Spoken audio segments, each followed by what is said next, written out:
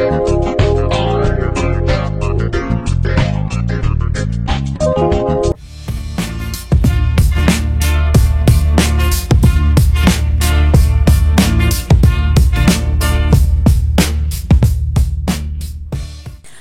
selamat datang di podcast Bincang Ekonomi dengan saya Syifa Rahadatul Aisy. Tema kali ini tentunya sangat menarik untuk dibahas, yaitu mengenai peran Bank Indonesia dan Otoritas Jasa Keuangan dalam pengembangan keuangan syariah di Indonesia. Tentunya podcast kali ini kedatangan narasumber yang sangat berkompeten di bidang ini. Langsung aja ya.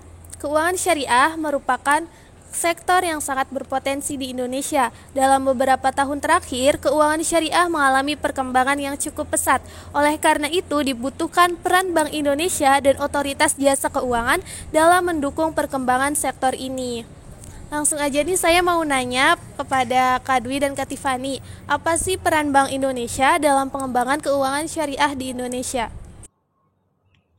Bank Indonesia tentunya memiliki peran yang sangat penting ya dalam pengembangan keuangan syariah, terutama dalam hal regulasi dan pengawasan.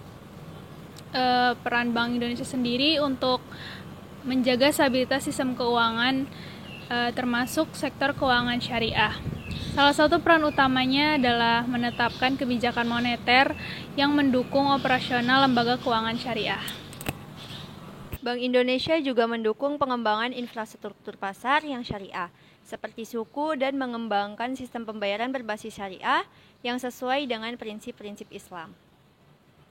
Menarik sekali ya, ternyata peran Bank Indonesia ini cukup banyak, tidak hanya mengawasi, tetapi juga turut aktif dalam pengembangan pasar keuangan syariah di Indonesia.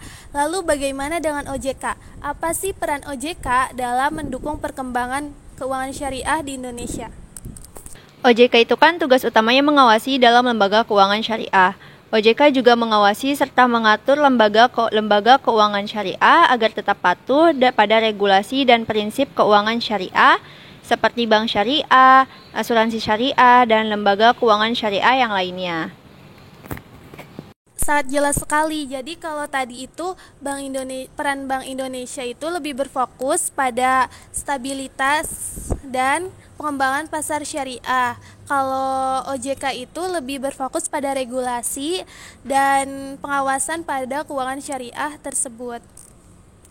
Ngomong-ngomong tentang Bank Indonesia dan OJK nih, apakah ada kerjasama atau kolaborasi antara kedua institusi tersebut dalam mengembangkan keuangan syariah di Indonesia?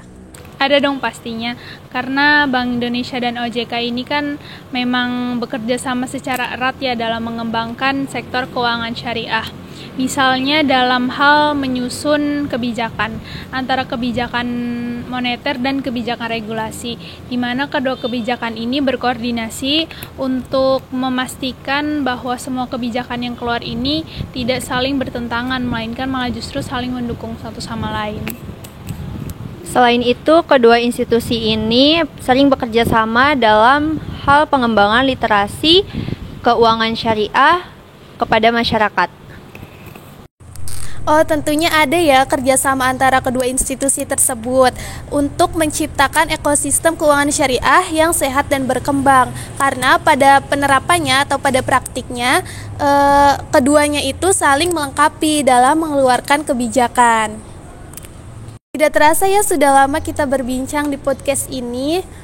Apakah ada harapan atau pesan dari Kak Dwi dan Kak Tiffany untuk penonton di rumah, terutama yang tertarik dalam bidang keuangan syariah? Boleh dimulai dari Kak Tiffany? Keuangan syariah ini kan bukan hanya sekedar pilihan finansial ya, tetapi juga sebagai bagian dari gaya hidup yang sesuai dengan prinsip-prinsip Islam.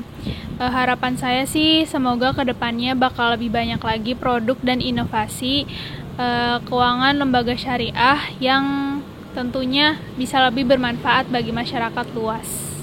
Keuangan syariah bukan hanya soal kepatuhan terhadap prinsip Islam, tetapi juga tentang menciptakan sistem keuangan yang lebih inklusif, adil, dan juga berkelanjutan.